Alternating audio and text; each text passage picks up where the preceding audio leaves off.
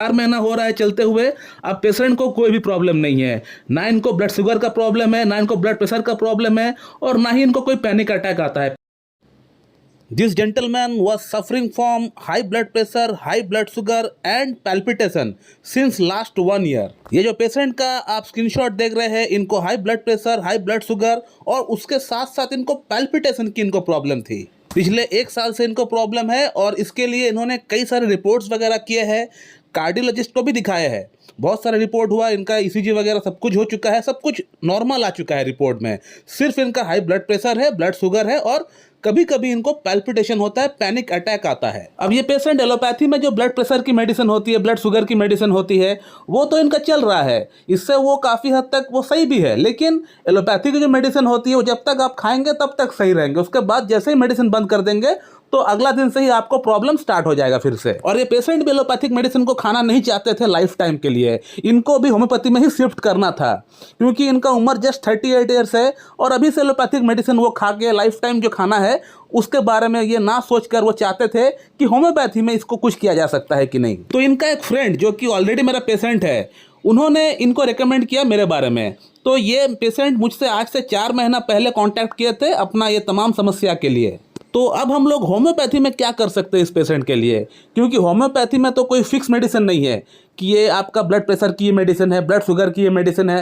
हालांकि कुछ medicine, palliative medicine homeopathy में भी होता है, लेकिन उसको भी आपको एलोपैथी की तरह लाइफ टाइम तक खाना पड़ेगा। जैसे आपका रॉल्फिया हो गया, क्राइटेगस हो गया, तो इनको भी आपको लाइफ टाइम तक खाना पड़ेगा। अब ये पेशेंट चाहते हैं कि मैं लाइफ टाइम तक कोई मेडिसिन ना लूँ, he should be free from all types of all medications. और होम्योपैथी में भी जो पैलिएटिव मेडिसिन होती है, जैसे रॉल्फिया हो गया ब्लड प्रेशर के लिए, ब्लड शुगर के लिए आपका सीजीएम हो गया, तो ये मेडिसिन भी आपका लाइफ टाइम काम नहीं करेगी, एक समय आके ये भी काम करना बंद कर देगा, क्योंकि आपका प्रॉब्लम जो है वो दिन पर दिन बढ़ रहा है अंदर से। तो एक सर्टेन पीरियड ऑफ टाइम के लिए इसको आप ले सकते हैं, तो लाइफ टाइम आप इन मेडिसिन को भी नहीं खा सकते हैं। तो आखिरकार करना क्या है? तो करना वही है, आपको कॉन्स्टिट्यूशनल ट्रीटमेंट आपको करना पड़ेगा। ये नहीं कि इस प्रॉब्लम के लिए मेडिसिन, उस प्रॉब्लम के लिए वो मेडिसिन। ये एलोपैथी का फंडा है, होम्योपैथी का ये फंडा नहीं है। होम्योपैथी में आपका पूरा सिम्टम हम लोग एक साथ एक्यूमुलेट करेंगे, उसके अकॉर्डिंग हम लोग सिंगल ड्रग देंगे, एक ही मेडिसिन देंगे, और उस एक ही मेडिसिन से आपका सभी प्रॉब्लम सही हो जाएगा। In homoeopathy we treat the patient not the disease. एक पेशेंट को हो सकता है 10 रोग है, 10 बीमारियां है, 20 बीमारियां है, तो क्या हम लोग 10 बीमारियों के लिए 10 मेडिसिन देंगे, 20 बीमारियों के लिए 20 मेडिसिन देंगे? नहीं दोस्तों, ये एलोपैथी का फंडा है, हमारा ये फंडा नहीं है। हम लोग टोटलिटी हमका बेस पे हम लोग मेडिसिन निकालते हैं। टोटल हम लोग जो है सिम्टम्स आता है पेशेंट का, mental symptoms, physical symptoms, pathological symptoms, total हम लोग सब कुछ सिम्टम्स एक साथ एक्यूमुलेट करके हम लोग इवेलुएट करते हैं, इंटरप्रिटेशन करते हैं, उसके बाद हम लोग एक सिंगल रेमेडी देते हैं पेशेंट को, और उसी एक सिंगल रेमेडी से पेशेंट का सभी प्रॉब्लम्स ठीक होना है। और अब अगर इस पेशेंट की ही बात करें तो इस पेशेंट को 3 बड़ी बड़ी समस्या है, high blood pressure, high blood sugar और इनको पैनिक अटैक की समस्या है। तो इनका पूरा सिम्टम्स लेने के बाद, इवैल्यूएट करने के बाद हमने इनको लैकेसिस मेडिसिन प्रिस्क्राइब किया। लैकेसिस जो मेडिसिन है ये एक सांप का जहर से बनने वाली एक मेडिसिन है, और इस मेडिसिन का पहला डोज से ही इनका ब्लड प्रेशर का प्रॉब्लम और इनका पैनिक अटैक का समस्या पूरी तरह खत्म हो चुका है। पहला हफ्ता में ही पूरी तरह खत्म हो चुका है। इस मेडिसिन को लेने के बाद एक बार इनको पैनिक अटैक आया था, लेकिन वो हल्का सा पैनिक अटैक आया और ब्लड प्रेशर का तो प्रॉब्लम पूरी तरह पहला डोज से ही समाप्त हो गया। ब्लड प्रेशर का मेडिसिन इनको बंद भी हो चुका है, पहला दिन से ही बंद हो चुका है। इनको मेडिसिन खाने के बाद एक बार पैनिक अटैक आया था, उसके बाद पैनिक अटैक भी और नहीं आया। आज 4 महीना हो चुके हैं, ना तो इनका कोई पैनिक अटैक आया और ना इनको कोई ब्लड प्रेशर की मेडिसिन खानी पड़ी है एलोपैथी में। मैं इनका फीडबैक आपको दिखाऊंगा थोड़ी देर बाद में। रहा बात इनका ब्लड शुगर का प्रॉब्लम के लिए, वो भी काफी हद तक नॉर्मल हो चुका है। जो फास्टिंग इनका 180-190 चला गया था, अब वो फास्टिंग इनका 105-110 आ चुका है, यानी ये भी नॉर्मल हो चुका है। और अब सवाल आता है कि मैंने इनको लैकेसिस ही क्यों प्रेस्क्राइब किया? तो लैकेसिस प्रेस्क्राइब करने का 3 सिम्टम्स हमने देखे, 3 सिम्टम्स के ऊपर जोर डाल के हमने इनको लैकेसिस प्रेस्क्राइब किया। पहला symptom, he is a hot patient. इनको गर्मी के महीनों में इनको प्रॉब्लम बढ़ जाता है, गर्मी के महीनों में इनका ब्लड प्रेशर बहुत ज्यादा बढ़ जाता है। So he is a hot patient and lachesis itself is a hot remedy.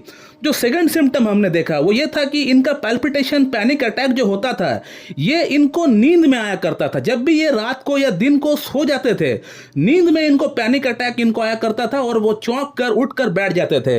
ये इनका पैनिक अटैक का इनका सिम्टम था। और लैकेसिस का ये बहुत ही प्रोमिनेंट सिम्टम है। जो होम्योपैथी जानते हैं, जिनको होम्योपैथी का नॉलेज है, उनको तो पता होगा ही कि लैकेसिस का सभी सिम्टम्स रात को बढ़ जाते हैं और नींद में इनका प्रॉब्लम बढ़ जाता है। थर्ड सिम्टम जो हमने पेशेंट का कलेक्ट किया वो ये था कि पेशेंट को टाइट क्लोथिंग पहनने से उनको प्रॉब्लम बढ़ता है। टाइट क्लोथिंग इनको बिल्कुल पसंद नहीं है, यानी उनको ढीला ढाला कपड़ा पहनना उनको पसंद था। और खास तौर पे जो गले का जो रीजन है, जो नेक रीजन है, वो खाली बिल्कुल होना चाहिए। तो ये भी लैकासिस का बहुत ही प्रोमिनेंट सिम्टम है, बहुत ही खास सिम्टम है। मैंने पेशेंट को लैकासिस 200 का 2 डोज दिए थे, उसके बाद लैकासिस 1M का 2 डोज दिए थे, उसके बाद 10M का 2 डोज दिए थे, और अब 50M का मैं 1 डोज दे रहा हूं पेशेंट को। तो पेशेंट का फीडबैक आपने देख लिया, मैं फिर से पेशेंट का फीडबैक लगा देता हूं, आप देख लीजिए। पेशेंट का ट्रीटमेंट हमारे पास 4 महीना हो रहा है चलते हुए। अब पेशेंट को कोई भी प्रॉब्लम नहीं है, ना इनको ब्लड शुगर का प्रॉब्लम है, ना इनको ब्लड प्रेशर का प्रॉब्लम है, और ना ही इनको कोई पैनिक अटैक आता है। पैनिक अटैक इनको हमारा मेडिसिन खाने के बाद एक बार आया था, उसके बाद पैनिक अटैक पूरी तरह बंद हो चुका है। जो पैनिक अटैक इनको हर रोज आया करता था, अब वो पैनिक अटैक हमारा मेडिसिन खाने के बाद जस्ट एक दिन आया हुआ था, उसके बाद पूरी तरह गायब हो गया पैनिक अटैक। आज 4 महीना हो चुका है।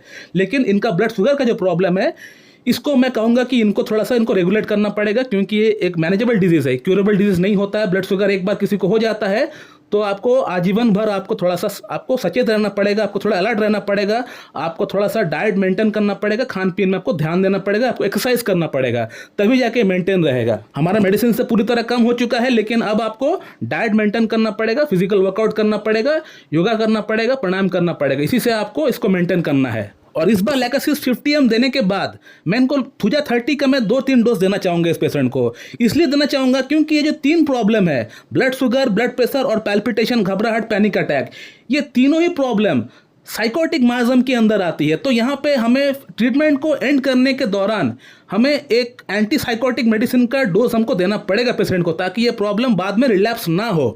तो दोस्तों, मैं इस वीडियो को यहीं पे एंड करता हूँ। So thank you very much and have a good day.